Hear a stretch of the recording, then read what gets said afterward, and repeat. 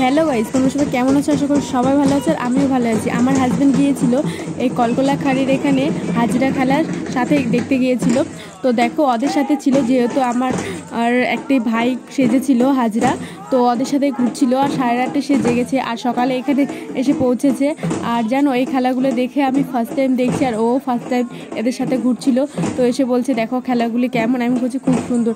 আর যে এই কালিমাটা এত সুন্দর নাচছিল যে কি বলবো, একদম তালে তালে দেখে থাকতে ইচ্ছে করছিল। আর যে গাড়িগুলো যাচ্ছিল সব লোকগুলো দাঁড়িয়ে থেকে দেখছিল, আর যারা অনেকে ভোরবেলা ঘুরতে যায় তারাও দেখছিল। আর খুব সুন্দর লাগছে। খরার এই চড়ক পুজোর মেলার উপলক্ষে এগুলো সাজা হয়েছে। তো দেখো কত সুন্দর কালিমাটা নাচছে আর দেখতেও না খুব ভালো লাগছে। তোমাদেরকে কি বলবো, এগুলো দেখলে না একদম মন ভরে যায়। তোমরা কারা কারা বাড়ির ওখানে এরকম খেলা হয় আমাকে একটু কমেন্ট বক্সে জানিয়ে দিন। তো দেখো গাড়িগুলো কেমন করে যাচ্ছে আর কত সুন্দর। আরও 1 জন 2 জন নয়, 12 জন সেজেছিল। কি বলবো, একদম পুরো গিজ সেজেছিল।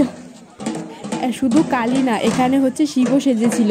আর শিব কালীকে খুব ভাল লাগছে দেখতে, আর তার বাহনও সেজেছিল। তো দেখো এখানে খেলা হচ্ছিল, এক পা করে যাচ্ছিল আর এক পা করে পিছাচ্ছিল। কি বলবো তোমাদেরকে, ওরা না সারা রাত ধরে ঘুরছে। আর এখানে সকাল ভোরবেলা আছে, এখানে পৌঁছেছে কলকলা খাড়ির এখানে। এখন নাচ হচ্ছে, এখান থেকে আবার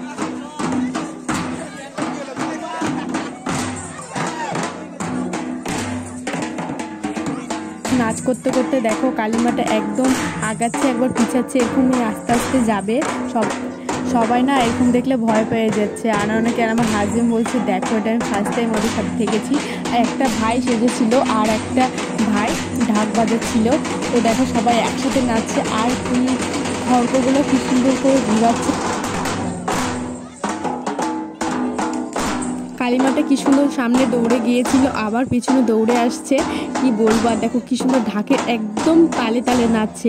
আমি তো দেখে একদম অবাক হয়ে গেছি। বন্ধুরা তোমাদেরকে কেমন লাগছে একটু কমেন্ট বক্সে জানাই যাবে। আর জানো এইগুলো পুজো বেশিরভাগ চড়কে আর মা কালীর পুজোতে এগুলো বেশি সাজে। তো দেখো তোমাদের এখন তো অনেক জায়গাতে এরকম খেলা হচ্ছে, যেরকম ডাবু আর আরও অনেক অনেক জায়গাতে হয়েছে। তো আমাদের এখানে এরকম খেলা হয়, খুব মজা লাগে দেখতে। আর না খুব সুন্দর সাজে আর খুব সুন্দর নাচে। দেখো চারিদিকে মানুষ সব দাঁড়ায় দাঁড়ায় থাকে দেখছে। কি বলবো, আর সবাই যারা যারা গাড়ি নিয়ে যাচ্ছে তারাও দাঁড়ায় থেকে থেকে দেখছিল। তো ফাইনালি দেখো কত সুন্দর করে এরা সবাই নাচছিল। আর না অনেক অনেক লোকজন যাচ্ছিলো আর কি সুন্দর অভিনয় করছিল। আর ওরাও না একটু একটু ভয় পেয়ে যাচ্ছিল। রাত 3টার থেকে হাজরা নেমেছে আর এগুলোর নাম হাজরা।